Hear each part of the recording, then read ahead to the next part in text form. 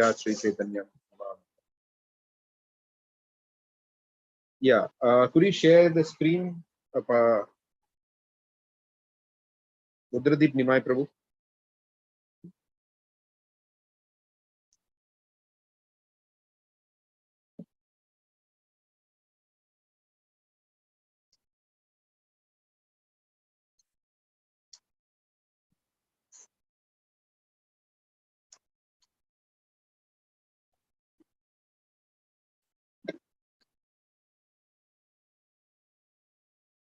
Okay, any volunteers to read today? Krishna Prabhu. Shall I read, Prabhu? Yes, Madhya. Can you be a little bit louder, please? Yes, Prabhu. I'll be louder, Prabhu. Is it okay now? Yeah. Yeah. Okay, Prabhu. Shall I start? Yes, Madhya. Okay. London, August 1971. Prabhupada. Before you start, can others hear her, please?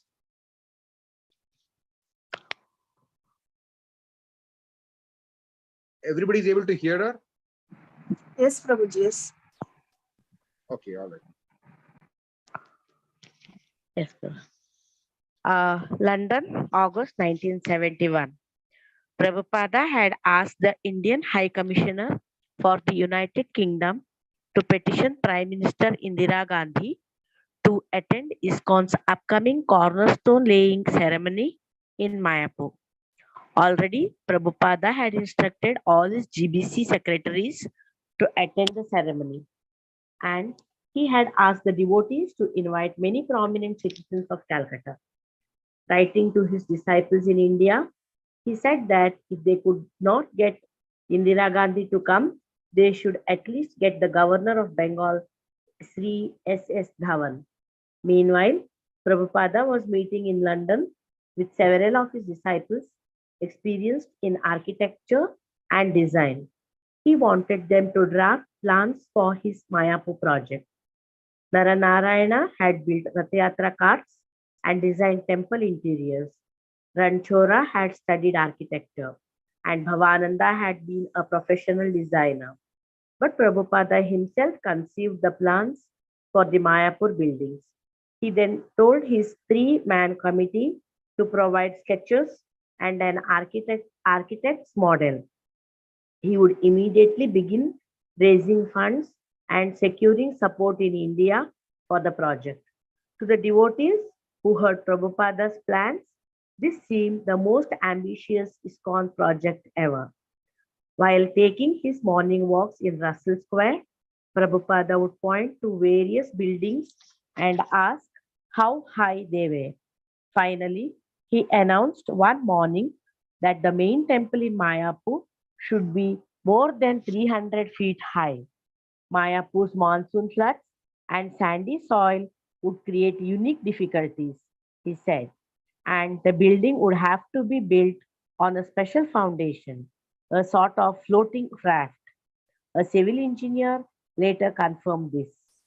The first building, Prabhupada said, should be a large guest house, 4 stories high, and his design, although not strictly conforming to any one school of architecture, resembled most that of Rajasthan. He wanted a pink and rust colored building with many arches and wide marble veranda on each floor except the ground floor. The building should run east west so that the sun would pass lengthwise over it and not shine directly into the building's broad front. Southerly breeze would cool the guest house in summer.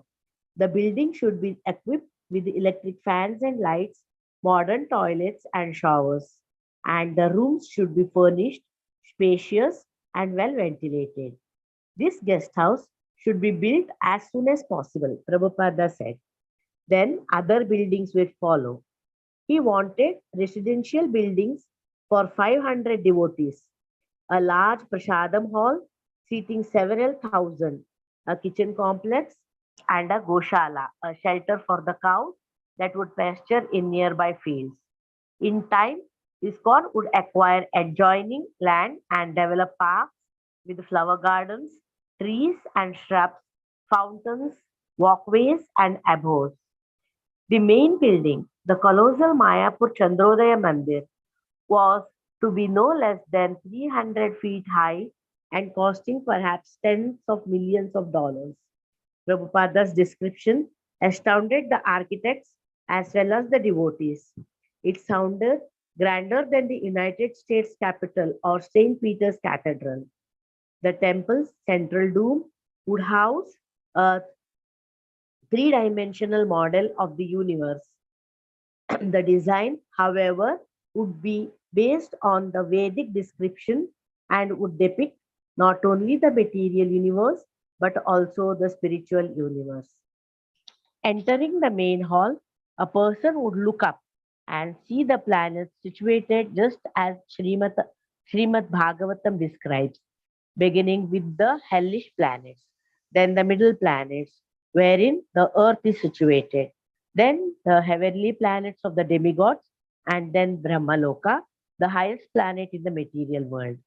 Above Brahmaloka, the observer would see the abode of Lord Shiva, and above that, the spiritual sky or Brahmajyoti. Within the spiritual effulgence of Brahmajyoti would be the self illuminating Vaikuntha planets inhabited by eternally liberated souls. And highest of all would be the supreme planet of Krishnaloka, where God, in his original eternal form, enjoys his pastimes with his most confidential devotees. The temple would also house a miniature palace in which the deities of Radha and Krishna would reside, surrounded by silks and pillars of silver, gold, and jewels. The Mayapur Chandrodaya Mandir and the Mayapur city would be ISKCON's world headquarters. And why such a fabulous architectural wonder as this is such an obscure part of the world? The answer, Prabhupada explained, was that Mayapur was actually not obscure. It seemed so only from the mundane perspective. To mundane vision, that which was central seemed remote. The soul and the next life seemed remote, while the body and immediate self gratification seemed central. By establishing the temple of human understanding in Mayapur, Srila Prabhupada would be directing the materialistic world's attention back to the true center. Any sincere visitor would be charmed by the beauty of ISKCON's Mayapur project and would perceive that here indeed was the spiritual world. And the devotees living in Mayapur, by remaining constantly immersed in singing Hare Krishna Kirtana and discussing the philosophy of Krishna consciousness, would be able to convince any intelligent visitor that the teachings of Lord Chaitanya Mahaprabhu were the highest truth. The devotees would explain the philosophy of the absolute truth, which would enable visitors to comprehend actual spiritual truth beyond sectarian religious dogma. Furthermore, the continuous Hare Krishna Kirtana and the blissful devotees engaged in a wide variety of services to Lord Krishna would demonstrate that Bhakti Yoga was the simplest, most direct process for meditating on the Supreme Personality of Godhead. While staying in ISKCON's Mayapur city, a person would quickly become a devotee of the Lord and begin chanting and dancing in ecstasy. Srila Prabhupada was demonstrating how the world could be spiritualized by linking material things with the Supreme Personality of Godhead Krishna through Bhakti Yoga. And why shouldn't such spiritual feats surpass the achievements of the materialists? Prabhupada was sorry to learn through the Indian High Commissioner that the Prime Minister could not attend the cornerstone laying ceremony in Mayapur. Yet he took it as Krishna's desire. He said he would invite a prominent Vaishnava to officiate, or he might do it himself. On the whole, he wrote, it was Lord Chaitanya's desire that a Vaishnava shall lay down the cornerstone instead of asking some material man or woman to perform the holy work. The monsoons came, and the Ganges spilled over her banks. flooding the entire ISKCON Mayapur property. Achyutananda Swami had built a straw and bamboo hut where Prabhupada was soon to stay. But the waters rose until Achyutananda Swami had to live in the bamboo rafters. He wrote Prabhupada that had it not been for Bhakti Siddhanta Road, the damage would have been extensive. Prabhupada replied, yes, we were saved by Srila Bhakti Siddhanta Road. We shall always expect to be saved by His Divine Grace Srila Bhakti Siddhanta Saraswati Goswami Maharaja Prabhupada. Always pray to His lotus feet. Whatever success we have had in preaching Lord Chaitanya's mission all over the world is only due to His mercy. New Delhi, November 10, 1971. The car pulled out from the crowd in front of the airport terminal. Prabhupada, sitting in the back seat, his bamboo cane against his knee, his hand in his bead bag, talked with his Delhi disciples. As the car moved through the broad avenues of New Delhi, Prabhupada removed two knee-length flower garlands from around his neck and placed them beside him on the seat. It was midday and the November climate was pleasant. Prabhupada had arrived from Calcutta just in time for the 10-day ISKCON Pandal festival, beginning the next day. One of the devotees mentioned how fitting it had been that the mayor of New Delhi, Mr. Hansraj Gupta, had greeted Prabhupada at the airport. Prabhupada smiled. In his speech before Mayor Gupta and a gathering at the airport, Prabhupada had explained India's duty of performing welfare work for the rest of the world. He had also described how, at age 25, he had met his Guru Maharaja and had then received the order to carry Lord Chaitanya's message to the English speaking world, explaining why he had waited until he was 70 before going west. He had remarked, I was trying to become a successful tool for preaching Lord Chaitanya's message. Hundreds of thousands of preachers were needed now as the Krishna consciousness movement was spreading throughout the world. And the black men are also dancing, Prabhupada had said, and they are asking the Indian people, why you and the Swamis do not give us this sublime method? Delhi was the third Indian city Prabhupada had visited since his return from Africa a month ago. His first stop, Bombay, had begun roughly.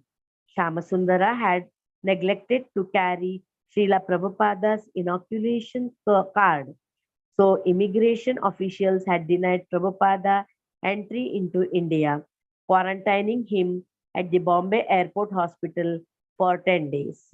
Confined to a suite with an adjoining veranda overlooking a garden, Prabhupada had resigned himself to a more limited sphere of activity. Still, each morning after breakfast, he had conducted a dialogue with Shamasundara about certain leading Western philosophers. Shamasundara would present a particular philosophy, and Prabhupada would discuss it in light of the Vedic view. Then, with only one day left before the end of the 10-day quarantine period, the inoculation card had arrived and Prabhupada had been released. Immediately, he had left for Calcutta and a series of Kirtana and lecture programs at Deshpriya Park. He had stayed in Calcutta 2.5 weeks, appreciating the location of the ISKCON temple at Albert Road in the heart of what had once been the Sahib European section. Now I am bringing the Sahibs back to the Sahibs quarter, Prabhupada had said. But this time they are all coming as Vaishnavas. You should never give up this place. Some of the Calcutta devotees had complained to Srila Prabhupada that the temple was being mismanaged and that due to insufficient income, their diet was inadequate. When Prabhupada had questioned the temple leaders One devotee had replied, Srila Prabhupada, I am simply trying to execute your will. Is it my will? Prabhupada had asked. That all the devotees should be disturbed? He had settled the differences, arranged for the improved diet, and had even recommended a democratic election of temple officers. But he had also explained that because Krishna consciousness was such an important mission, the devotees should cooperate, even if there were discrepancies. The material world is like an ocean, he had said, and there would always be waves. During this visit to Calcutta, Prabhupada had also spoken of his plans of Mayapur.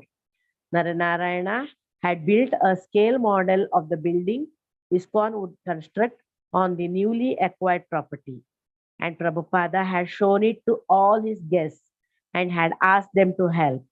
Seeing Prabhupada's absorption in this project, Giriraja had volunteered to help in any way required. It seems two things you want most, Giriraja had said, are for the books to be distributed and to build a temple at Mayapur. Yes, Prabhupada had said, smiling. Yes, thank you. When Prabhupada arrived at the home of Mr. Ramnivas Dandaria in New Delhi, a waiting reporter interviewed him. I understand, said the reporter, that by Krishna you mean some eternal principle. I do not mean a principle, Prabhupada replied. I mean a person like you and me. Prabhupada was explaining Lord Krishna as the Supreme Person when suddenly sirens began sounding. Blackout, blackout, cried the reporter and others in the house. War between Pakistan and India had been imminent for weeks, and air raid drills and warnings were now commonplace in Delhi. Sir, the reporter spoke tensely in the darkened room. This is the presence of reality. We are being threatened by this fight with Pakistan. The siren is the ugly reality coming for us. We are always in the ugly reality, Prabhupada said, 24 hours a day. Suppose there is no blackout. Still, if you go in the street, there is no guarantee that you will get home. In this way, you are always in the ugly reality. Why do you say only this blackout? This is just one of the features of this ugly reality. That's all. Reporter. Yes, but at the moment, Prabhupada, you do not realize that you are in ugly reality 24 hours a day? Padam padam yat vipadam. There is danger at every step. Reporter. I know, sir, but this is collective, national danger. Have you anything to offer us as a remedy? Prabhupada. Krishna consciousness is our only remedy. Take to this process and you will be happy. Reporter. Sir, I think someone should go to the Yahya Khan, the president of Pakistan. Prabhupada. What benefit will you derive by going to Yahya Khan? Reporter. Someone is out to kill me. Prabhupada. But suppose Yahya Khan does not kill you, will you be safe? Then what is the use to go to Yahya Khan? You will die today or tomorrow. If you want to save yourself, then go to Krishna. That is our proposition. Even if you go to Yahya Khan and he does not fight, then you mean to say that you will live forever? What's the use of flattering Yahya Khan? Flatter Krishna so that you may be saved perpetually. Why don't you do that? Reporter. I was only thinking in terms of collective security. I can see your point, Prabhupada.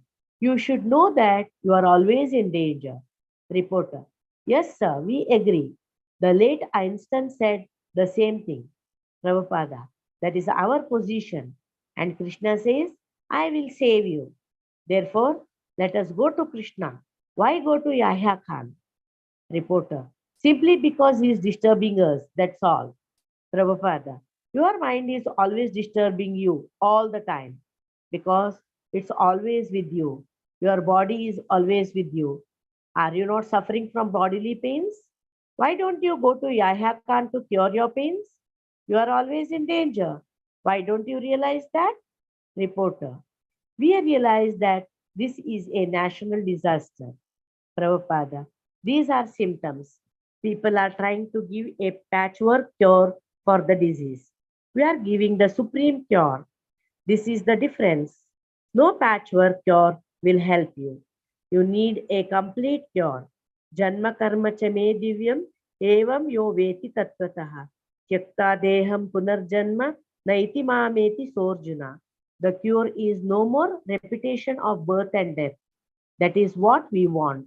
That is the benefit of Krishna consciousness. Yam prapyana nivartante tadhama paramam mama. If you go to Krishna, then you don't come back again to this material world. Reporter. Sir, mine was a very hypothetical question. Suppose 100 pure saintly Krishna conscious people are meditating or discussing together, and someone comes along and drops the bomb. Prabhupada. Those who are Krishna conscious are not afraid of bomb. When they see a bomb coming, they think that Krishna desired the bomb to come. A Krishna conscious person is never afraid of anything. Bhayam dvitiyabhi niveshyatah syat. One who has the conception that something can exist outside of Krishna is afraid. On the other hand, one who knows that everything is coming from Krishna has no reason to be afraid. The bomb is coming. He says, "Ah, Krishna is coming." That is the vision of the devotee. He thinks, Krishna wants to kill me with a bomb. That is all right. I will be killed. That is Krishna consciousness. When the reporter asked if the Vaishnava would die without fighting, Prabhupada said that Vaishnava would fight, but only under the direction of Krishna. And he cited Arjuna and Hanuman as examples. He continued to explain Krishna consciousness as the only solution. The blackout ended. Mataji, can you just stop there for a Yes. few minutes? First thing is that we see how Prabhupada gave specific details of what he wanted in Sridham Mayapur. For example, the temple should be about 300 feet high, and that's what it is. I think it's about 350. Prabhupada gave an approximation of 300 to 350 feet high. So that's what the temple is about. And one interesting thing I found here was that it speaks about the temple of, what is that? Human understanding. I don't know what is the origin of that. When did that come up? Perhaps there was a temple of human understanding. So it is like TOHU. Now it is TOVP, Temple of Vedic Planetarium. Of course, the Vedic Planetarium was also conceived by Srila Prabhupada. However, Temple of Human Understanding. Let me try to find out if there is some further reference about this. And Prabhupada makes the point that for the mundane people of this world, Mayapur may seem obscure, but to our acharyas, Bhaktivinoda Thakur specifically said, of all the places in the universe, Jambudvipa, where we are situated, Jambudvipa, in which we are situated, is the most prominent, is the most important. And in Jambudvipa, Bharatavarsha is important. In Bharatavarsha, Gaudadesha is important. In Gaudadesha, Navadvip Dham is important. So Navadvip Dham is our world headquarters, the spiritual headquarters of the Krishna consciousness movement, the place where it all began, Sri Chaitanya Mahaprabhu's birthplace, the origin of the Sankirtan movement. So it is explained how in this age, all the other dhams will get covered up slowly, but whereas Mayapur's potency will keep expanding. It'll become more and more powerful as time passes. We have seen that that in the initial days when Prabhupada set up the Krishna consciousness movement, set up the Mayapur center, very few visitors would come, if at all. But yesterday was the first day of the Bengali New Year. Our campus in Sridham Mayapur is completely packed. So we have throngs of visitors coming to Mayapur. So this is Prabhupada's vision. Prabhupada said, I want the whole world to come to Mayapur. And Prabhupada had a certain sense of pride that Krishna could do the reverse or the impossible. For example, he was bringing back the sahibs to Calcutta. Sahibs are the white-bodied devotees. Sahib was a terminology used for the British living in India. They were referred to as sahib by the Indians. Angrezi sahib. Sahib means sir or somebody of superior. So Prabhupada was said that I'm bringing back the sahibs to the sahibs' quarters, and this time as Vaishnavas.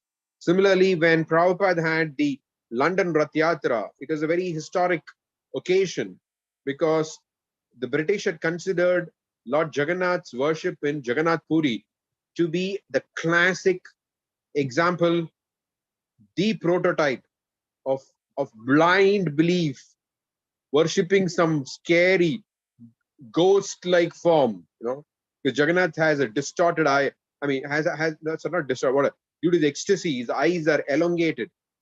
So it is a very unusual form, and so the British had found that very, very superstitious.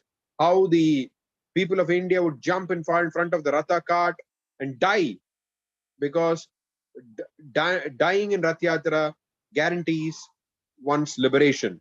So they had found all this too difficult to comprehend.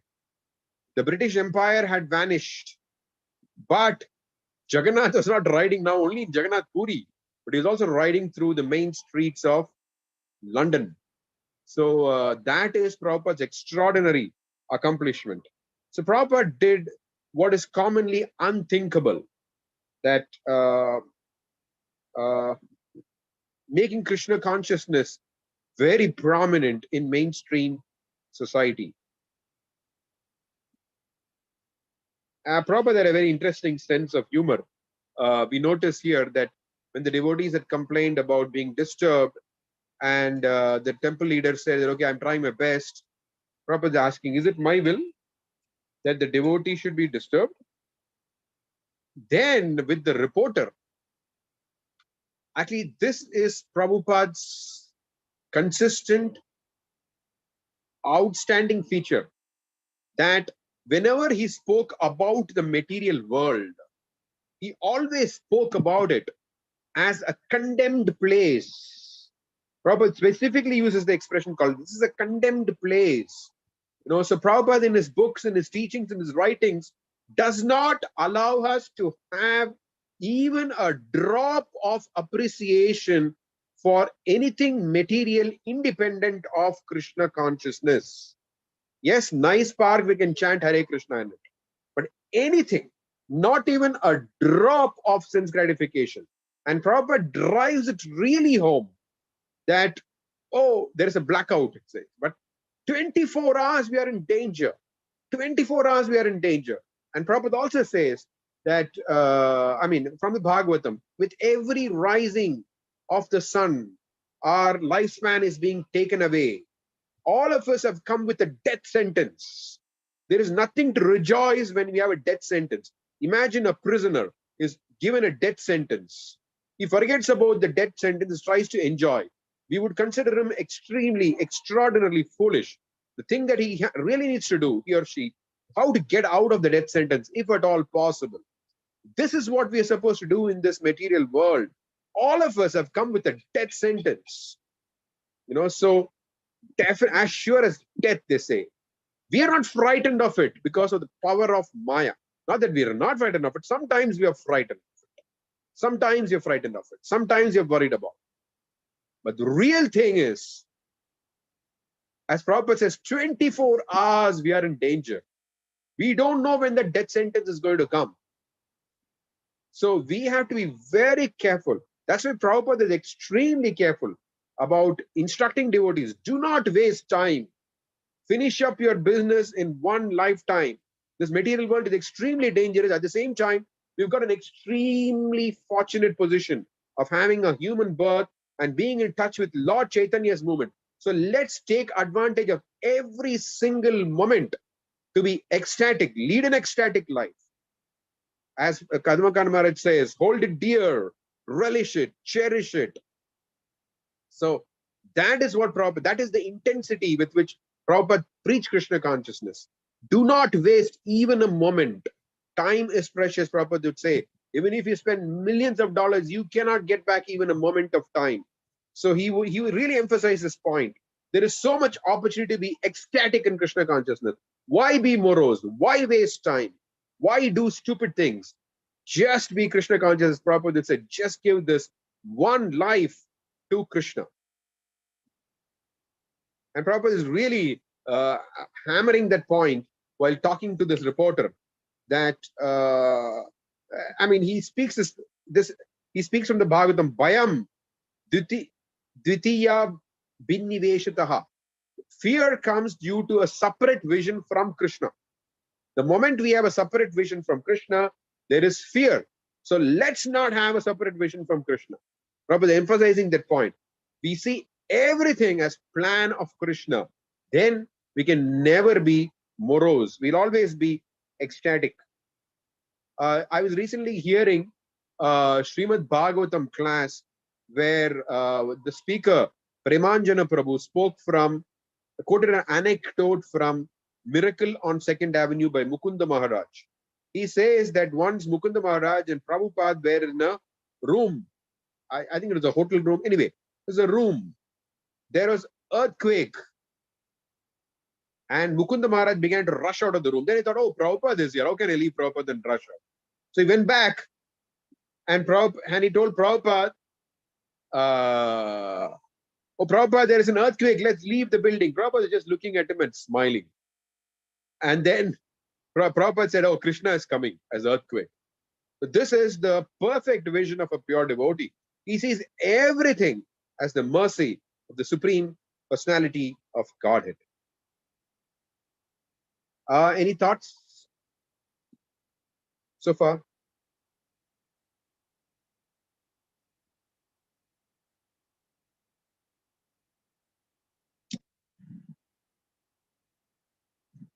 I think, Matthew, you can go ahead to the next section. And if there are thoughts or reflections, we'll take it later on. A few of Prabhupada's disciples had organized the New Delhi Pandal program, like the public festivals Prabhupada had already introduced in India. Tamala Krishna, Tejas, and Gurudasa had enlisted the help of important Delhi men, including the mayor and members of New Delhi's management and reception committee. These persons had granted permission and issued letters of introduction to others, whom the devotees had then approached for donations. The devotees found everyone they met sympathetic to Srila Prabhupada. They respected him, especially after meeting him. Some disagreed philosophically, yet all were impressed by Prabhupada's converting Westerners to Hindu Dharma and God consciousness. And they had genuine respect for Prabhupada's worldwide propagation of the teachings of Bhagavad Gita. Prabhupada had great stature among the Indians as a sadhu. Speaking only on the basis of scriptures, he exhibited full surrender to Lord Krishna. He was above politics and sectarianism. He was fully spiritual and commanded respect. Everyone, regardless of personal philosophies or practices, seemed to accept him as a true representative of Indian culture, a genuine sadhu and guru. Among the distinguished persons Can you just hold on for a minute? Yes. There is a question by Satyavrata Chaitanya Prabhu. Can someone post which volume and page number we are reading? Okay, for those of you in India, this is from Srila Prabhupada, Leelamrita, volume 5, the first chapter of volume 5, The Land is Yours, page 15. Satyavrata Prabhu, can you confirm whether you heard that? I'm opening the paper once again. Volume 5. Volume 5. First chapter, The Land is Yours, text 15, sorry, page 15. Is it okay? The land is yours. I opened page number 15. Okay, bro. Thank you, Prabhu. Thank you. First paragraph is over. She's reading the second paragraph now. Oh. Okay, Prabhu. Thank you, bro. I got it, Prabhu. Thank you very much. Harishma. Shall I continue, Prabhu?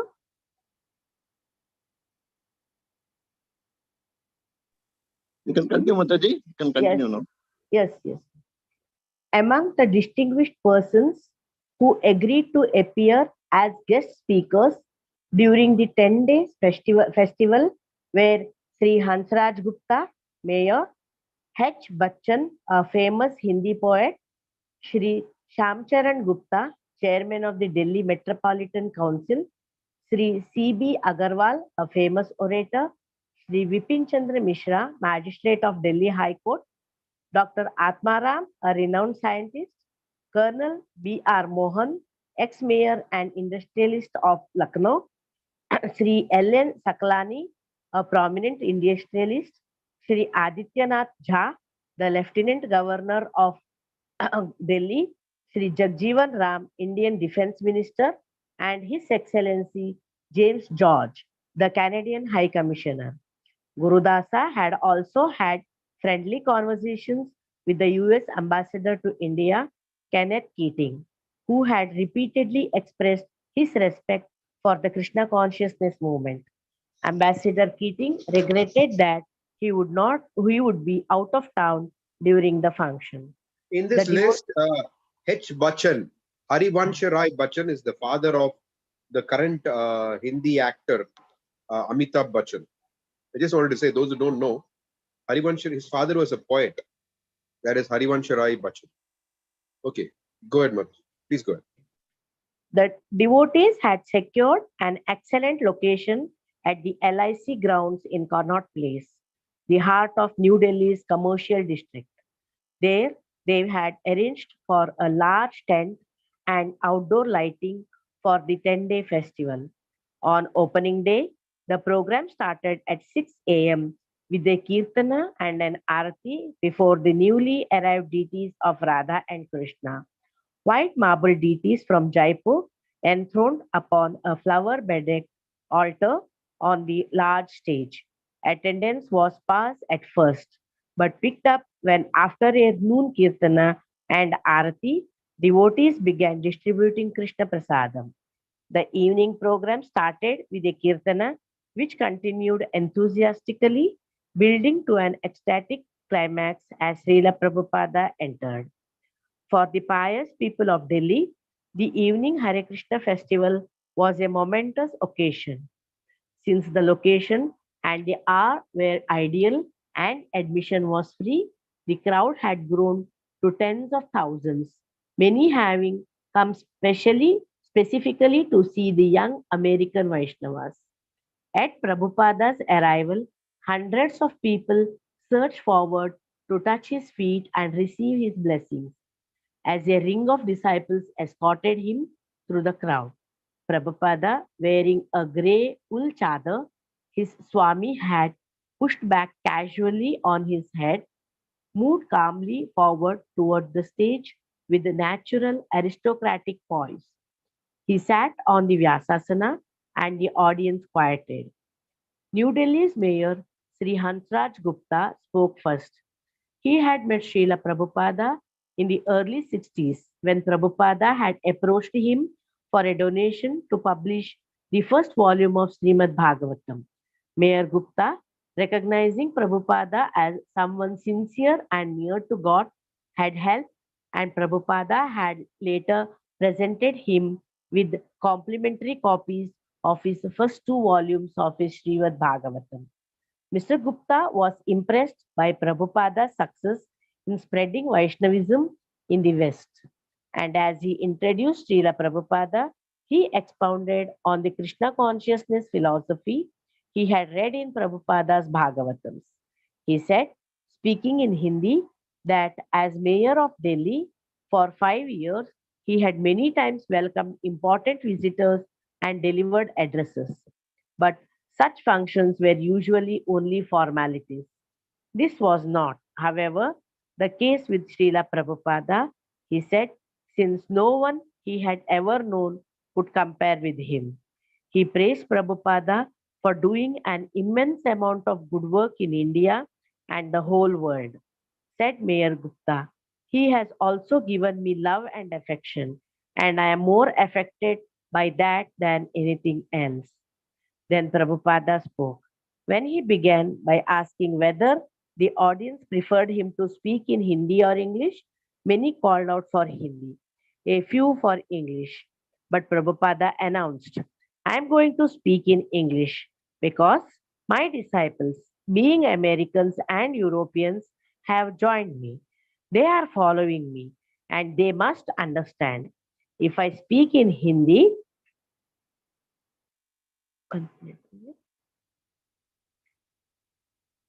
if I speak in Hindi, they cannot follow. So I am going to speak in English.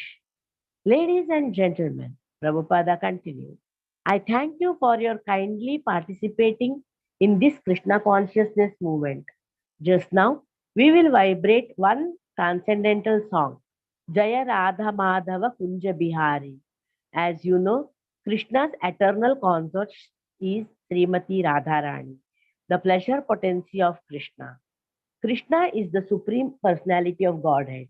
When he wants to enjoy, he exhibits his pleasure potency, which is known as Radharani. After chanting Jaya Radha Madhava, Prabhupada expounded the science of Krishna for half an hour, quoting Bhagavad Gita on why Krishna comes to the material world, how the Jiva souls are transmigrating from one body to another, birth after birth, and how human life is the opportunity for the Jiva souls to revive their love of Krishna. This is religion, Prabhupada said. Simply surrender to Krishna. Become a Krishnite. It doesn't require a church. It doesn't require a mosque. It doesn't require anything. But wherever you sit down, you can chant Hare Krishna. This is the easiest method. Following Shukadeva Goswami, the ancient speaker of Srimad Bhagavatam, Prabhupada condemned a materialistic life spent working hard like the hogs and dogs without self realization. He emphasized that India had a treasure house of knowledge which Indians should distribute all over the world. Unfortunately, the Indians were forgetting their real duty. In conclusion, Prabhupada said, so, there are many things to be spoken in this connection of the Krishna consciousness movement. I am trying to present this to you in the next 10 days. This is the beginning. I shall request you to come here. We don't charge any fees. We are depending on Krishna. If Krishna likes, he will benefit us. We are completely surrendered to Krishna. If he likes, he can maintain us. If he likes, he can kill us. We don't mind. We have no business. We have no separate interest. We request you to come and join this movement. It is not sectarian. We have many Hindus, Christians, Jews, Mohammedans, and Sikhs are also all over the world who are now in Krishna consciousness. We are preaching one word, Krishna, one scripture, Bhagavad Gita, and one mantra, Hare Krishna. Chant Hare Krishna, Hare Krishna, Krishna Krishna, Hare Hare, Hare Rama, Rama Rama, Hare Hare. Thank you very much. Prabhupada attempted to leave the stage, and again the crowd rushed forward to touch his lotus feet. Although Prabhupada's disciples were already convinced of his greatness, that greatness took an vivid reality at times like this, when they heard him speaking so powerfully and saw him surrounded by throngs of worshippers.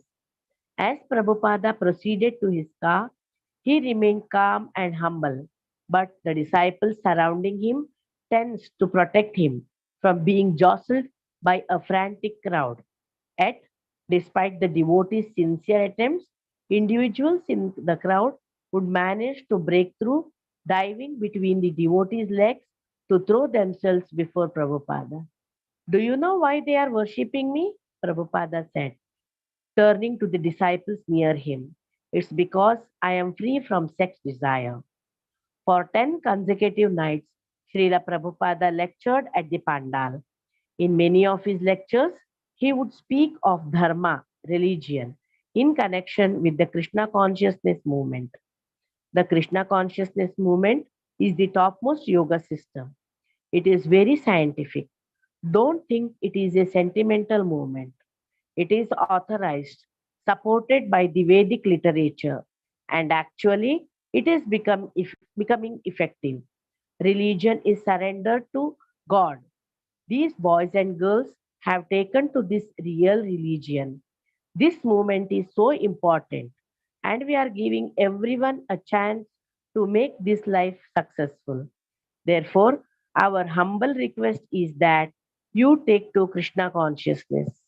On the fifth evening, after Justice Mishra had referred to religion in his introduction, Srila Prabhupada defined the word in his lecture.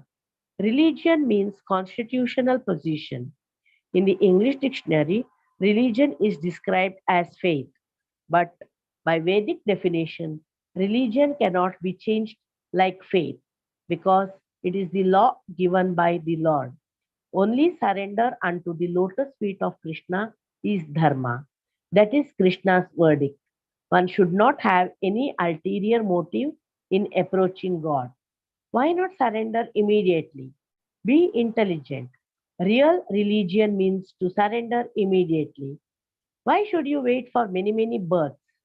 We request all of you to try to understand this process of Krishna consciousness very seriously.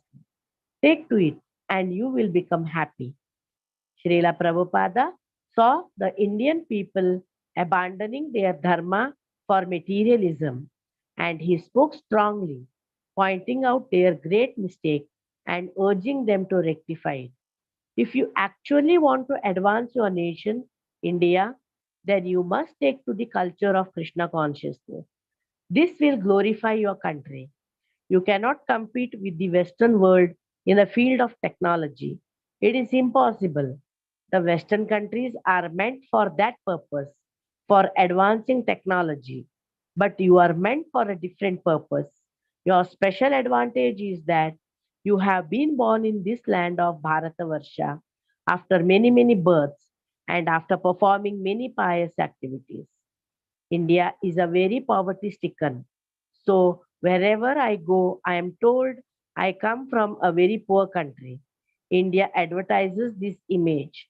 Our ministers beg from other countries. We are accepted as a beggar's culture. At the Berkeley University, one Indian student protested the studying of the Hare Krishna movement. He was the only student to protest. He said, Swamiji, what benefit is made by accepting this Hare Krishna movement? In another place, a girl asked me, Swamiji, what is God? So I asked her, are you Indian? You should be ashamed of being called an Indian because you ask what is God, although you come from India, the land of God.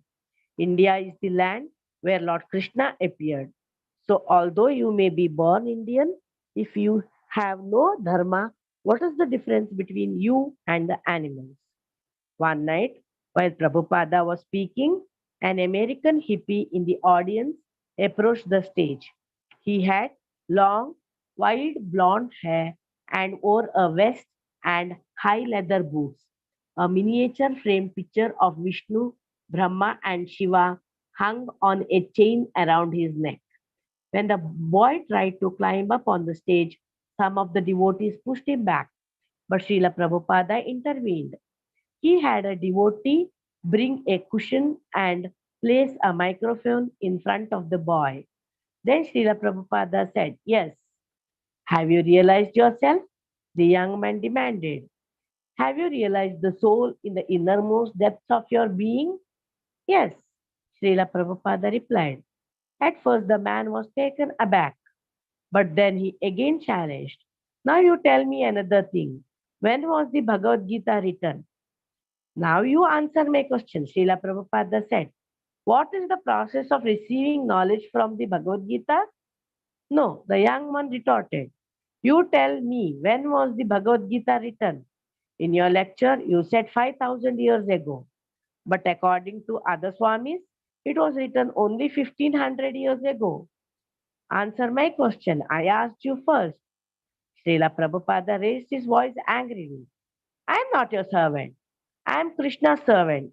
You must answer my question." A heated argument began, with the hippie yelling at Srila Prabhupada and Srila Prabhupada arguing back. Finally, the devotees removed the boy from the stage. The incident confused the audience. Many people began to leave. "Why did your Guru Maharaja become angry?" some of them demanded from the devotees. "He should have answered the man's question." Some of the civic leaders supporting the Pandal program also became upset, fearing Srila Prabhupada had made an unfavorable impression on the public. Those who were devotional, however, remained in their seats to hear further what Prabhupada had to say. To the devotees, it was inconceivable. Why had Prabhupada, in the middle of his talk, invited a crazy hippie onto the stage, given him a microphone and a seat, and then argued with him to the point of yelling and shouting, and all before an audience of 20,000? Bhavananda, one man who had helped organize the pandal, protested. "Oh, Swamiji has gotten angry. This is not good." But Srila Prabhupada seemed to have done it purposefully. He had spoken for a long time that evening on how to understand the Bhagavad Gita. And then he had this hippie brought on the stage. It, it was bewildering to us. We couldn't figure it out. Giriraja. Srila Prabhupada was actually using the entire incident to illustrate the process of understanding Bhagavad Gita. After the man left, Prabhupada completed his lecture by stating that one must approach Krishna or Krishna's representative with a submissive attitude, by serving and inquiring, not simply asking challenging questions. The whole incident had illustrated this point. Yadubara. Many in the audience misunderstood the incident. It caused a split. But those who understood what Srila Prabhupada had done could see that this hippie was a rascal. And this had been a time for transcendental anger against his nonsensical opinion. Tejas. After everything was over, Prabhupada told us, just as the gopis were lusty for Krishna, Arjuna would also get angry for Krishna. So it is not bad that a devotee becomes angry for Krishna. But many people in the crowd could not understand this point. How a devotee is not impersonal. The Indians are used to seeing impersonalist yogis who express no emotion. The audience was mostly impersonalists. The last night of the Pandal program, Srila Prabhupada spoke privately with James George, the Canadian High Commissioner. "Mr. George, you have attracted so many Canadians and Americans." Prabhupada, "I have not attracted them. Krishna has attracted them." Mr. George, "True." Prabhupada, "Krishna is all attractive. I am simply presenting the means of being attracted. That is my business. It is similar to the way a magnet attracts iron. If the iron is rusty, however, then magnetic force cannot attract. Therefore, my business is to remove the dirt. This process is Cheto Darpana Marjanam, cleansing the heart. At the present moment, every one of us is in a consciousness of thinking, I am this body. Because you were born in Canada, you are thinking you are Canadian. Because I was born in India, I am thinking I am Indian. And because he was born in America, he is thinking he is American. None of us are American, Canadian, or Indian. We are living entities. Mr. George, I have no problem following all of that. How, though, is this change of consciousness to be brought about? For example, in the West, this, I take it, is your mission, Prabhupada. There is no question of East and West. It is philosophy, it is science. In mathematics, for instance, 2 plus 2 equals 4. This is equally understandable in West as well as at the East. It is not that 2 plus 2 in the West is 5 and 2 plus 2 in the East is 3. 2 plus 2 is equal to 4 everywhere.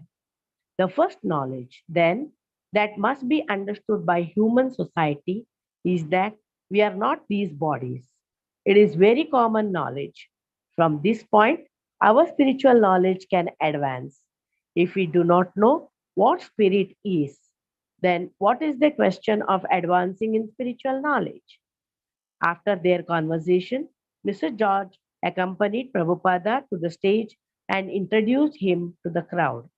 For several years, I have been wanting to meet this Swami and see what it was about him that was affecting so many of our young people in Canada and North America. I was very happy this evening to come in response to your kind invitation and especially to meet Swamiji. I think, as he himself said to me a short time ago, there is something really happening. Whether he is doing it or it is being done through him, as he said, it is beside the point. But there is something happening, and everyone who doubts that should be here tonight to see this. It is happening, not only here in Delhi, but it is happening in Toronto and Cleveland and Los Angeles and New York and all sorts of places. What is it? I don't know how he would answer that question.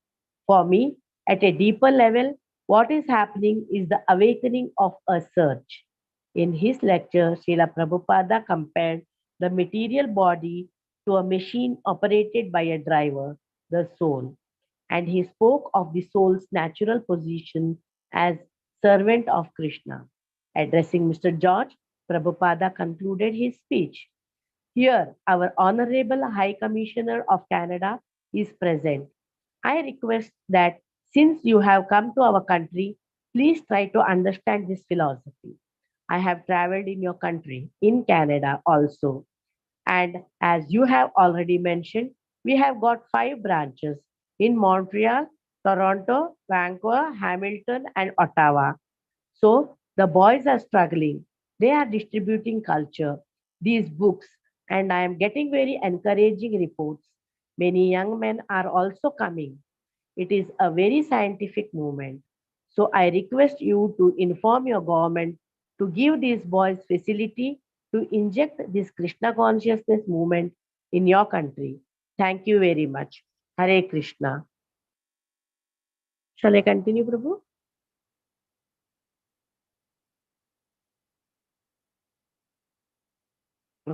Just a second. Any thoughts and reflections so far? Uh, Prabhuji, I have a small question, Prabhuji.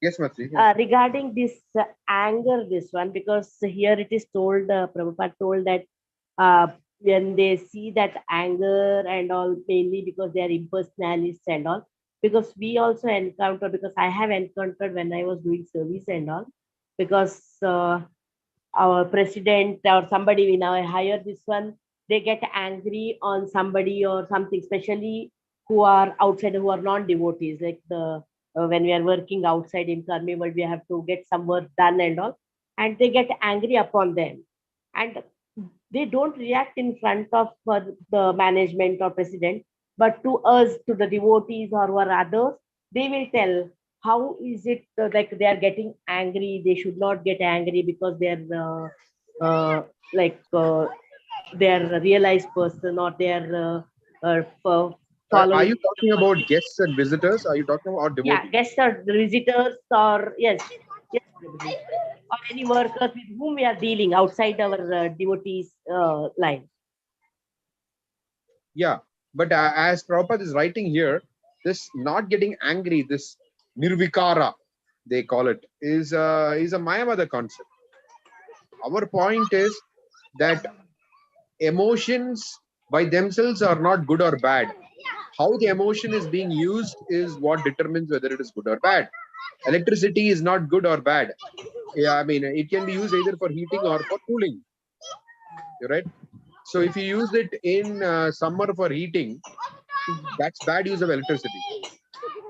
Right? If you use it in winter for cooling, that's bad use of electricity. So, but use of electricity is not wrong. That is what we need to teach them. That depends on what is being engaged for. If it is engaged for someone's development, it is considered as good. Yes, Prabhu, but sometimes what happens is we see that maybe because of some anxiety or some other this one, unnecessarily they get angry because which was really not necessary. Sometimes it happens that you need not be angry at that point. You can explain to them or you can get the work done without being angry. But maybe these people, the devotees I'm saying, they get angry because of some other pressure or something. But these people, they may not understand it. So how to tell them or how to express these things to them, how to convey these things to them? To the new people, Yes, Prabhuji. oh, if it was a factual mistake or unnecessary, then you can say, oh, Yes. that is unnecessary. Yeah. Okay. That's all. But I mean, but before you say that, you should be sure about what you're saying. You can say that, oh, that he made a mistake, something like that. Okay. He should not have Yeah. been angry for that. Yeah. Okay. Yeah, Okay. like that. So at least then they'll say, okay, but he's a leader. Yeah, so Yeah. then you can say, yeah, he may have some faults, but he does also a lot of good things. So the good overweighs some of these things. Of course, a leader cannot be abusive and all that. That's a different thing. I'm talking about imperfections. Yes. Yes. Yes. Yes. Okay.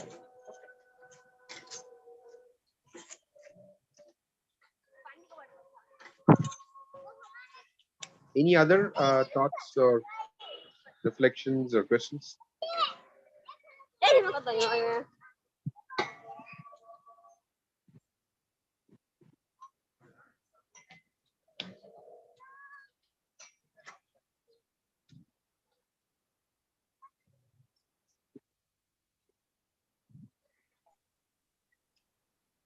Can I continue, Prabhu, then?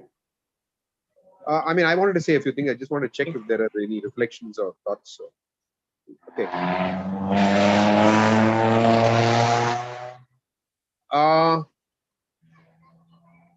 We see how Prabhupada makes this a point that why are so many people following me? Because I'm free from sex desire. He says that.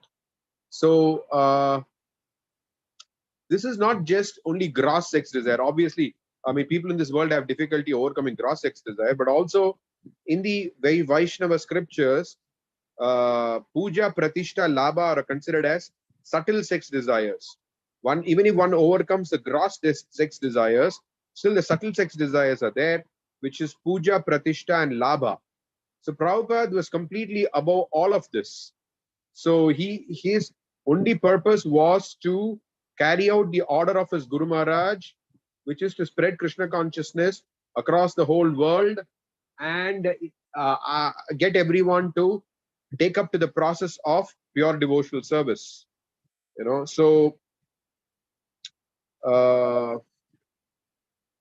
Prabhupada also explained, I was hearing a lecture this morning. Prabhupada says that anybody who practices celibacy becomes very powerful.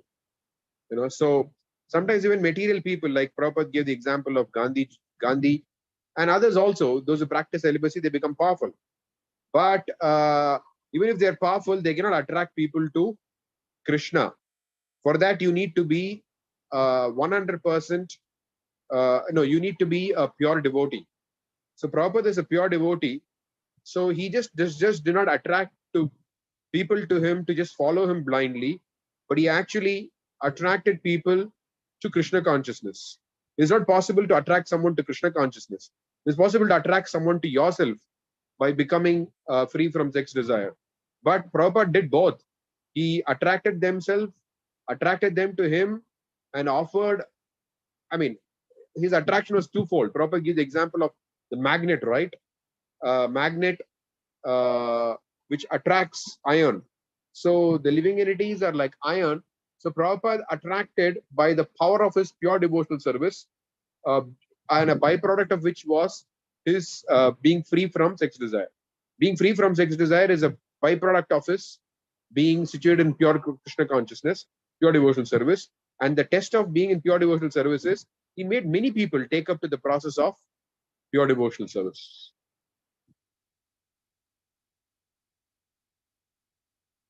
And Prabhupada, when he would meet anyone, like whether he's with a reporter or the High Commissioner of Canada or with anyone, he did not have a special message for special people. He had the same message. Use your position to the extent that your position would permit. Please spread Krishna consciousness. Please help us to spread Krishna consciousness. Prabhupada had one message for everyone. Take up Krishna consciousness and spread Krishna consciousness.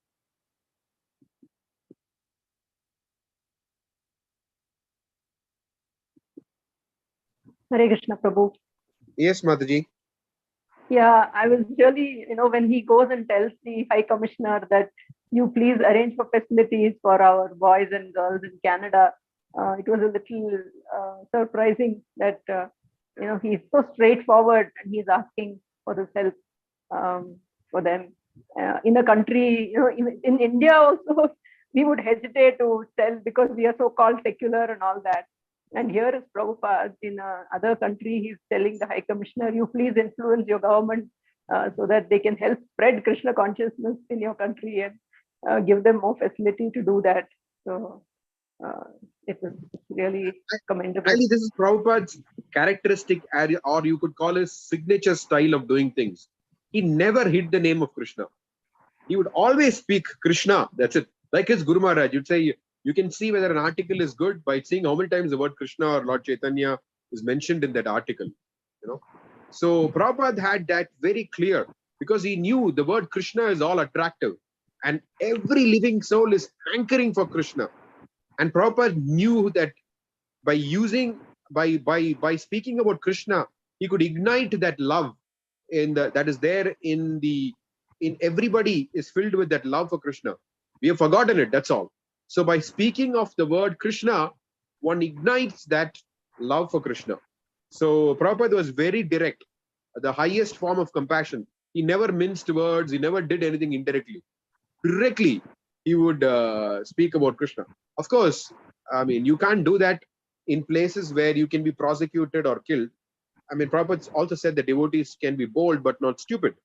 So, I mean, wherever Krishna's name can be uttered directly, Prabhupada did it.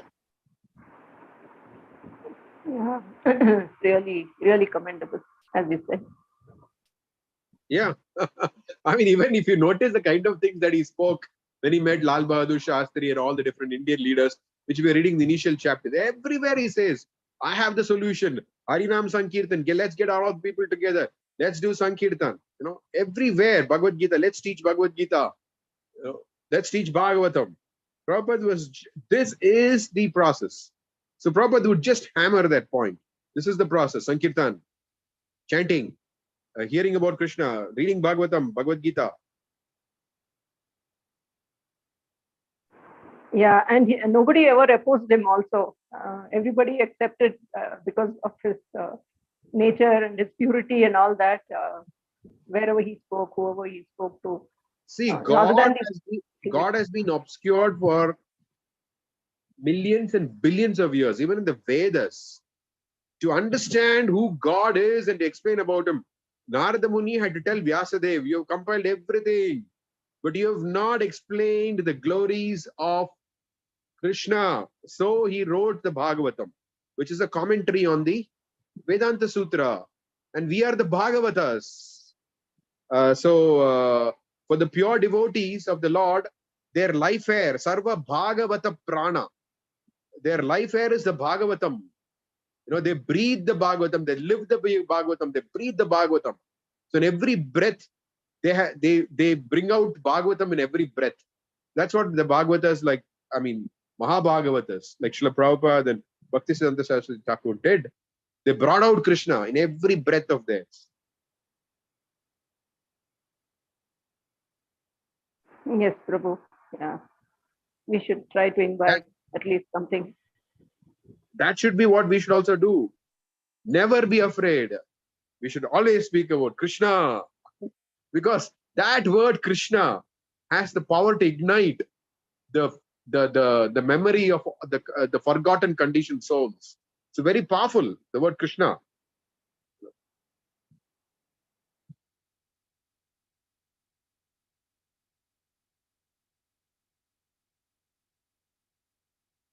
Thank you, Prabhu. Thank you so much. Could you please explain more about subtle sex desires, Prabhu? Okay, there is a book called Vaishnava K, written by Srila Bhaktisiddhanta Saraswati Thakur. Prabhupada commented, I think, on the first verse, and there is an elaborate commentary by His Holiness Jayapataka Maharaj. It's an excellent book. So, Bhaktisiddhanta Saraswati Thakur, he explains very nicely that the subtle sex desires are puja, the desire to be worshipped, pratishtha, the desire for distinction, profit, adoration, distinction. Puja, pratishtha, labha. Labha is profit. Puja, pratishtha, labha. Puja is profit, adoration. Profit, adoration. Pratishtha is distinction. Labha is profit. So every conditioned soul has these three desires. This is more difficult to overcome than the desire for gross sex desire. So Jayapataka Maharaj gives a wonderful example. Those of you who have traveled to Mayapur by train or maybe even by boat, if you have crossed, even if you're going to Navadvip from Mayapur, or if you go to Bhaktivinoda Thakur's house by boat, sometimes in the boat there are people who come to sell muri, jal muri, you know. So it is not that only a very accomplished person thinks I'm great, I'm special. No, everybody thinks they're special. You can see one jal muri for person, this person selling that what is called puffed rice with all the masalas in it. One person thinks is better than the other because he tries to mix it in a certain expert and rigorous manner and hands it out to you in certain style. Similarly, the rickshaw walas, they think, okay, I am riding the rickshaw in a better way than the other. So this distinction is always there. In any condition of life, we think we're better than the others. Something distinct, you know. And that is actually originally coming from that soul's own nature. Each of us is distinct. Krishna has a unique relationship with every individual jiva. Profit means we all expect something. We all want to gain something. They gain. G-I-N. So Krishna says, do not be attached to the result. The result belongs to me, not to you. So profit, adoration, distinction. Adoration, we all want to be glorified by everybody else. Oh, you're a great person. You're like this. You're kind. You're compassionate. You're humble. You're this. You're that. And we want that kind of a music to appear in our ears, right? So this is called puja, pratishtha, labha. And Bhaktisiddhanta Saraswati Thakur says this puja, pratishtha, labha is like the stool of a hog. First of all, hog, they eat so much stool. They eat abominable things. Stool is the most abominable thing they eat. So imagine the stool of a hog, how abominable it must be. So Bhaktisiddhanta Saraswati Thakur says, for those in the practicing pure devotional service, this puja, pratishtha, labha is like the stool of a hog. Intensified stool, because the hogs eat stool. So the stool of a hog must be what? I mean, many times magnified stool, intensity in its abominable nature.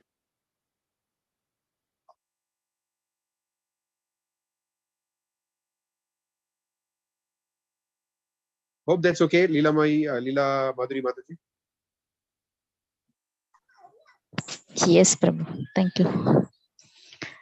But why do we go behind all this? Though we are hearing continuously from Bhagavatam, Bhagavad Gita, Prabhupada lectures, Prabhupada Leelamrita. We do not have sufficient attraction for the names of Krishna. Like Rupa Goswami says, how I wish I had a million tongues, million ears to chant years, E-A-R-S. How I wish that I had millions of tongues and millions of ears to chant and hear the glories of Krishna. How nectarian they are, because we are correctly afflicted with the jaundice of avidya. So gradually we are beginning to relish Krishna consciousness, relish pure devotional service. So as we begin to relish more and more, then these things will become less and less. Bhaktisiddhanta Saraswati Thakur would say, we are drawn by the attractions and repulsions of this world to the degree of distance there is between us and the lotus feet of Krishna. So to that degree, we are drawn by the attractions and repulsions of this world. Drawn or repelled, either way, by the attractions and repulsions of this world. Once we are fully Krishna conscious, then, I mean, there is no distance between us and the lotus feet of Krishna, then whether it is heaven or hell, one is ready to go anywhere to be Krishna conscious and preach Krishna consciousness. And that is certainly possible. By our own practice of Krishna consciousness, we can each notice that as time progresses, we should be developing more and more attraction for Krishna. Okay, we may think that attraction is insignificant compared to the ocean of attraction for Krishna. That's fine. But even one drop is equal to an ocean in Krishna consciousness. We should be developing, we should be able to see, yes, I have more attraction for Krishna than what I have for Maya, than compared to what I was 10 years ago, or 5 years ago, or 1 year ago, or even 1 month ago. Prabhupada, in a lecture in Melbourne, at the end there is a question where the questioner asks how long it takes for one to become a pure devotee. Prabhupada, before he even completes the question, he says, 1 moment. Then again he repeats, 1 moment. You know, it's like, so if the pure devotee is saying 1 moment, that's what it takes. So if it is taking us greater than 1 moment, then we need to examine our hearts. Why is it taking more than 1 moment? I need to get serious now. And how to get serious? Rupa Goswami says, Tatra laulyam janma koti sukritina labhyate. That greed for Krishna, even you cannot get that in janma koti. Koti is 1 crore in India. 1 crore is 1 million is 10 lakhs. 10 million is 1 crore. Yeah. In 10 million, tens of millions of births, one cannot get that laulyam, that eagerness to serve Krishna. So Rupa Goswami says, if one can get it, somehow or the other, one should immediately purchase it. So this laulyam, find devotees who have got that eagerness for Krishna consciousness. Go try to serve them, hear from them, and please them.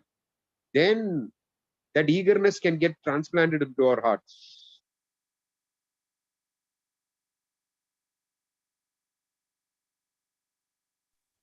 Does it mean that we should be trying to please our spiritual master? Spiritual master? Why only spiritual master? Spiritual master and other superior Vaishnavas also, who have, like, see, what happens, what I've noticed in my life in Krishna consciousness is, there are several devotees who have some extraordinary qualities. Like someone may be very, very enthusiastic about book distribution. Someone may be very enthusiastic about distributing prasadam. Someone may be very enthusiastic about serving devotees. So there are many, many things that devotees exhibit, some outstanding characteristics. Even though you may not like that devotee for other reasons, doesn't matter. If the devotee has some extraordinary quality, the best way to get that quality is associate with the person and try to get that quality that they have. So not just a spiritual master, of course a spiritual master. Otherwise, why are we taking initiation from a spiritual master if we do not, if we don't find him to be extraordinary, who can help us advance in Krishna consciousness rapidly? That's a given. But even other Vaishnavas, for me especially, I'm saying this because I live in Mayapur, and by Krishna's mercy, there are so many exalted Vaishnavas who come here. So not just the leaders or the sannyasis, but even otherwise, there are so many hundreds and thousands of exalted devotees come here. They may not be known, very well known, but by associating with them, we get to know, oh my God, or by seeing them, observing them, we see how advanced they are. So somehow or the other, we should be on the lookout for the Bhagavatas. The book Bhagavata is there in our house, but we also need to find the person Bhagavata, who is the walking Bhagavata. May not be in every sense of the term, but nevertheless, if they're exhibiting some outstanding character, somebody may have, sometimes you can see Vaishnavas who have got so much taste for chanting the holy name. Always they're chanting the holy names, And here, 20 years ago or 25 years ago I've not been living here for 25 years, but I do remember sometimes when I stayed here for a couple of months, there was one devotee here, I don't see him anymore, but he would always sing the holy names, and people would consider him a little bit mentally imbalanced. But whether he's mentally imbalanced or not, the holy name of Krishna would issue forth from his mouth constantly.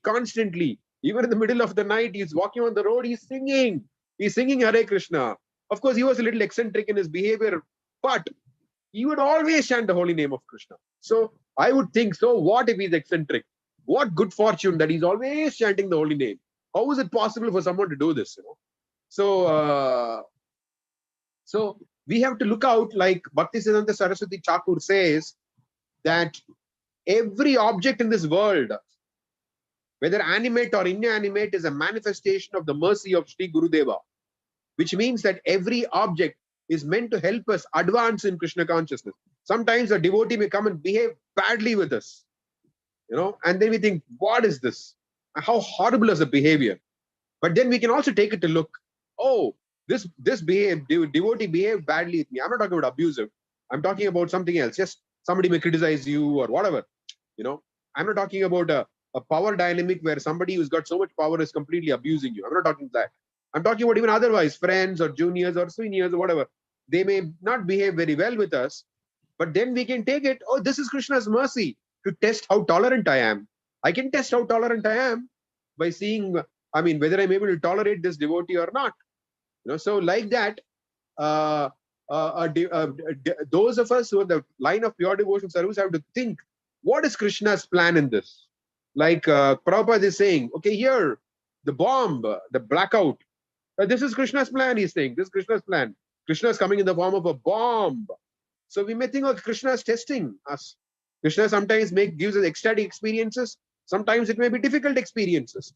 So we may think, okay, this difficult experience is because Krishna is testing us.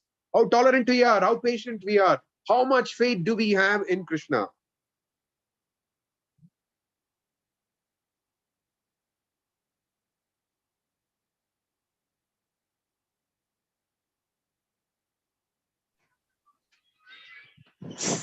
Further thoughts, reflections? One more question is, yes, what you said is right, but it is my nature also, I can say. Fault finding is very prominent. So we don't see the good things what the devotees are doing in and around. The moment we come to know that something fault in their behavior, then immediately we tend to go away from them. So how to overcome this? The nature of this world is that, see, there are some faults which are very serious.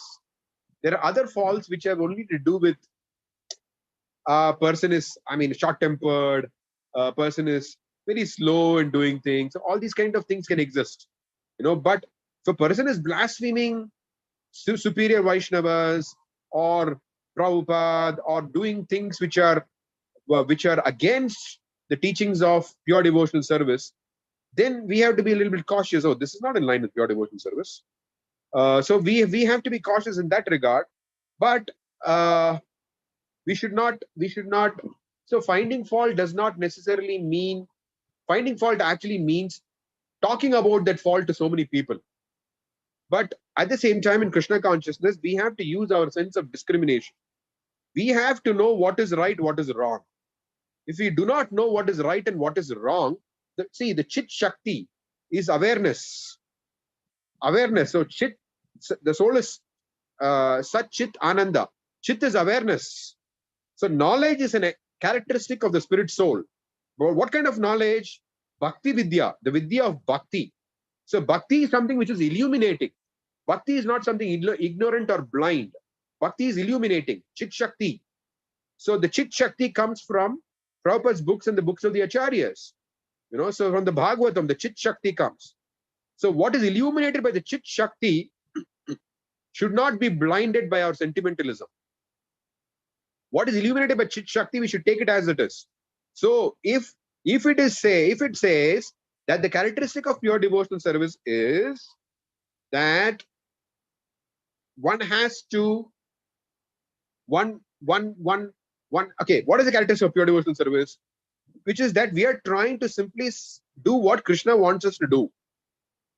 So sometimes devotees have this misconception that we are meant to do the highest. What is the highest?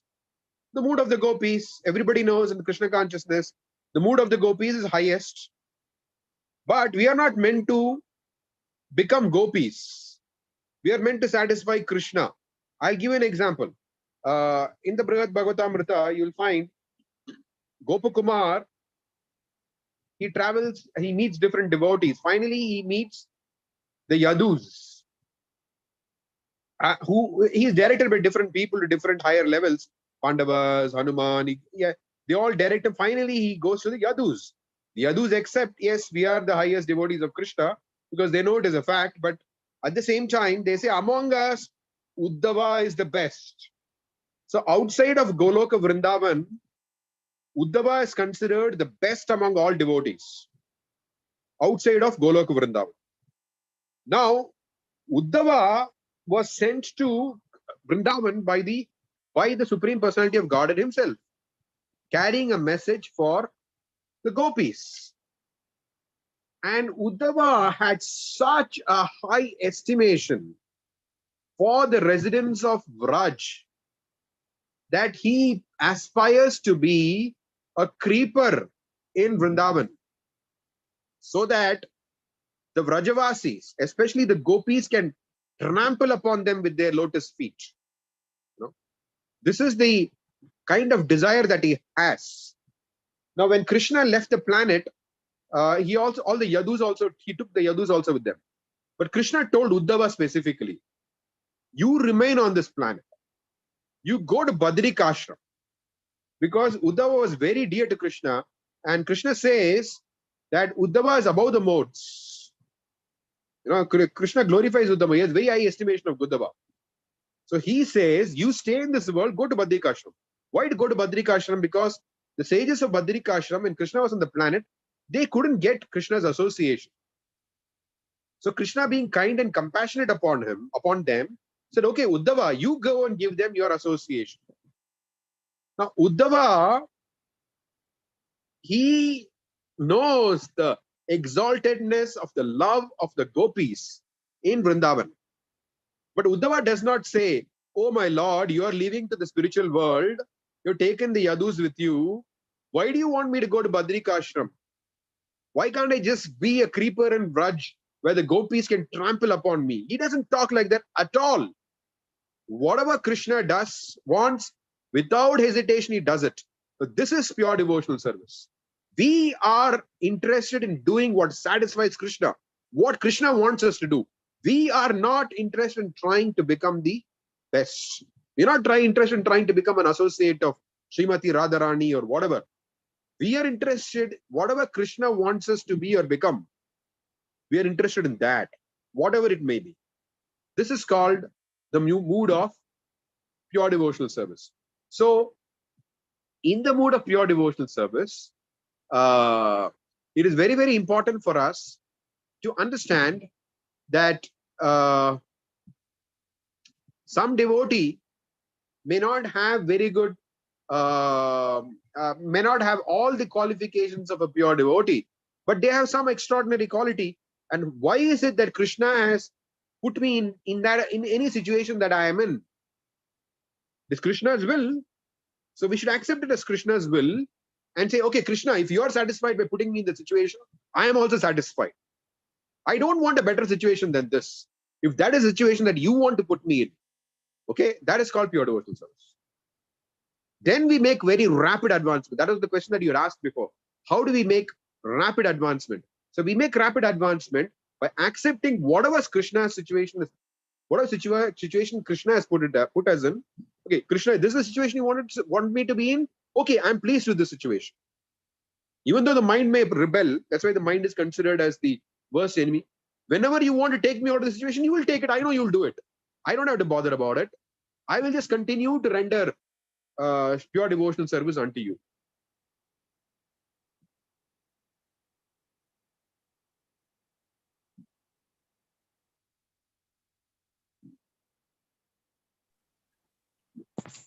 What should one do to develop this kind of mode, Prabhu?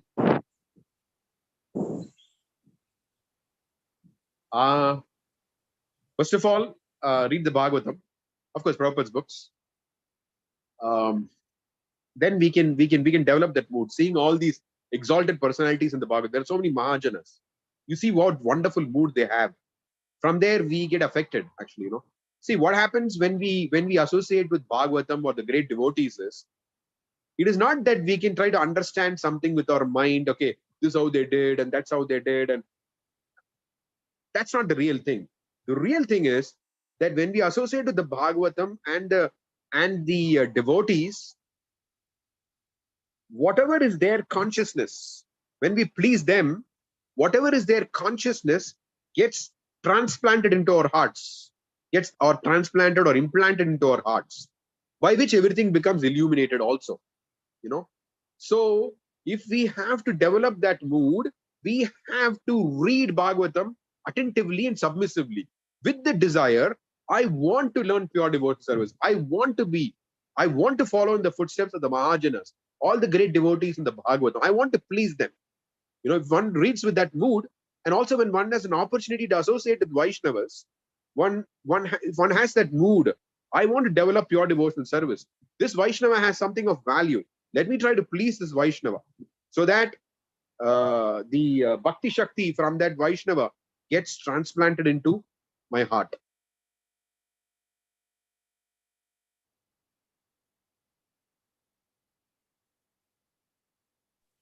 It's all about attitude. That's why Prabhupada said, advancement in Krishna consciousness depends on the attitude of the follower. The attitude of I mean, these are all exalted personalities in the Bhagavatam. And there are many, many exalted personalities who are even living today. So let me try to please them. Let me try to learn from them. Let me try to please them.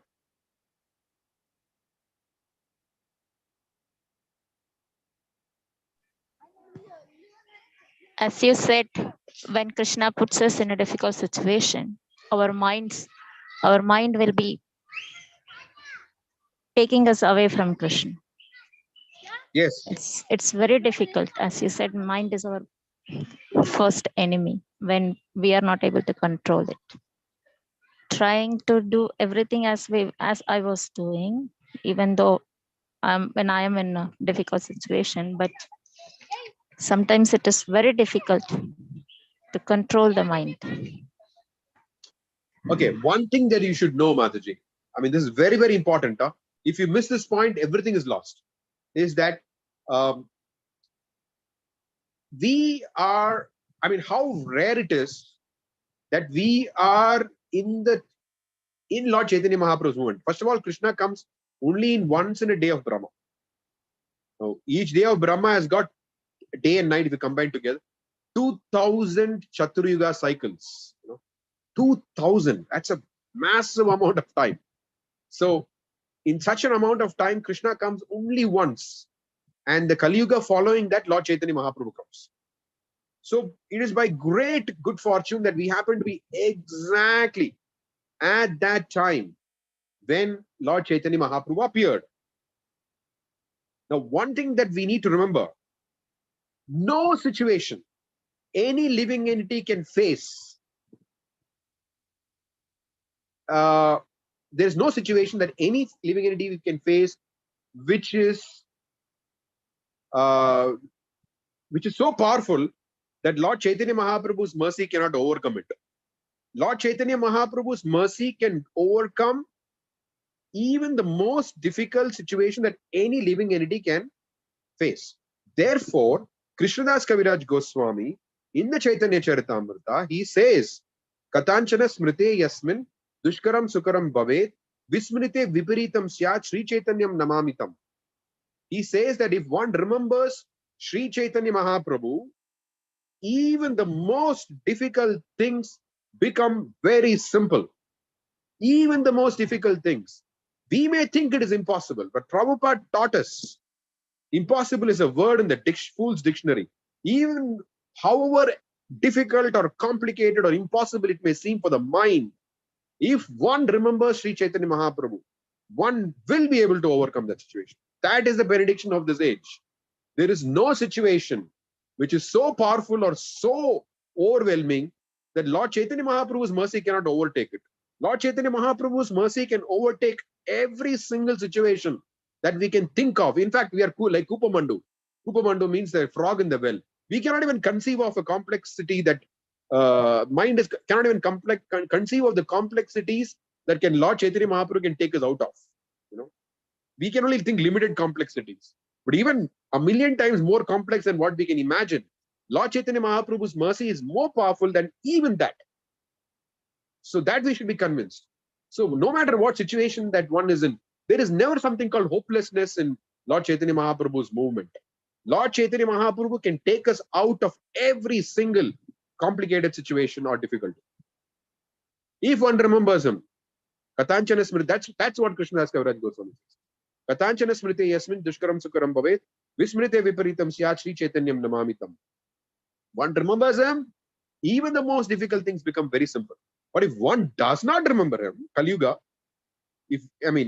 Kali Yuga, because it's Kali Yuga, one does not remember him, even the most simple things become very complicated. So it's all a question of remembering Lord Chaitanya Mahaprabhu. I asked this question to Jayapatak Maharaj personally. I asked him this question: how is it possible that you've gone through all kinds of physical challenges? All kinds of physical challenges. You cannot imagine the kind of complexities that he has gone through. You know, how is it possible that you are not disturbed and you always remained, you're fearless, you always remembered, you always remained cool-headed? How is it possible? Please tell me the secret. And he just matter-of-factly said, because I remember Lord Chaitanya and Srila Prabhupada. That's all he said. Fantastic answer. This is the sum and substance.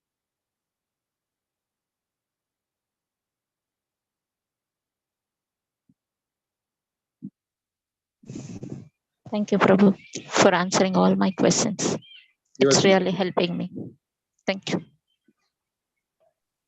Prabhu, I have a small question regarding these things, whatever we are discussing.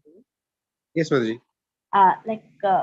When we are in a difficult situation or whatever, because these situations come because of some other people, generally it comes like that.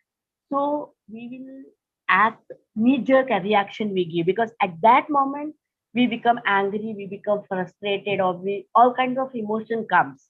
And maybe after some time we understand these things. It is the mercy of Krishna, it's mercy of Chaitanya Mahaprabhu that we can accept it and we can come out of it. But when that situation comes, it is how to be calm or to remember, like it is the mercy of Krishna that is coming. Good question, Mati. Actually, all these things, fear, all these things are all, absence of fear, fearlessness, cool-headedness, all these things are byproducts of bhakti. You understood, right? Yeah. So, we should see whether we are feeling disturbed or whether we are feeling fearful or whatever we may be feeling. We still have to go on with pure devotional service. Then these things will go away. So these are the byproducts of bhakti. We are not aspiring for fearlessness separately. We are not aspiring to be cool-headed separately. No, we are not aspiring for any of these things separately. We are aspiring, Mama Janmani Janmanishware, Bhavatad Bhaktir Ahaituki Tvai. We are aspiring for Ahaituki Bhakti, costless devotional service. There's no need of a cost for us to practice devotional service. We are aspiring for that and uninterrupted. So we should focus on that. Then all these other things, fearlessness, cool-headedness, everything will come. So one has to remember Lord Chaitanya Mahaprabhu. That's the point. One has to remember Srila Prabhupada. Then automatically everything else will happen. So sometimes Krishna puts us in situations which intensify our dependence on him. For example, Haridas Thakur, when he was put into the prison, he saw that the prisoners there, they were helplessly chanting the holy names of Krishna. So Haridas Thakur gives them a benediction. You know what is a benediction? He says, better you all stay here. So then the prisoners get bewildered. What kind of benediction is this? So Haridas Thakur explains, do not misunderstand me. And then he very kindly tells them that, see, in this helpless situation, you are chanting the names of Krishna sincerely. It's better to chant the names of Krishna sincerely than to be in a comfortable situation where you'll forget the names of Krishna. Then he says, don't worry, because anyway, Vaishnava is always full of compassion. Vaishnava is para dukkha dukhi. He's never para dukkha sukhi. He's not para dukkha sukhi. He's para dukkha dukhi. So what happens is Haridas Thakur says, don't worry, anyway, in a few days you'll be released. But initially he gives them the very important instruction. Better you be here. It's a very mystical blessing, very mysterious blessing. Better you be here. So all the bewilders, all the prisoners get bewildered. What kind of a benediction is this? Okay, I have to practice that. Okay, understood.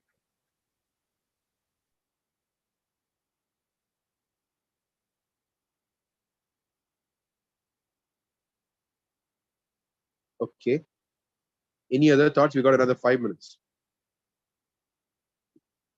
We had an interesting question, answer, and reflection session today.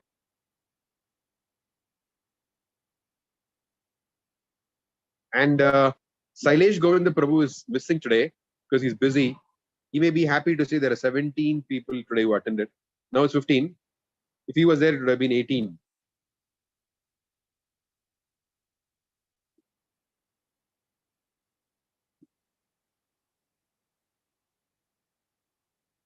Okay, so we'll resume next Sunday. Thank you very much for joining.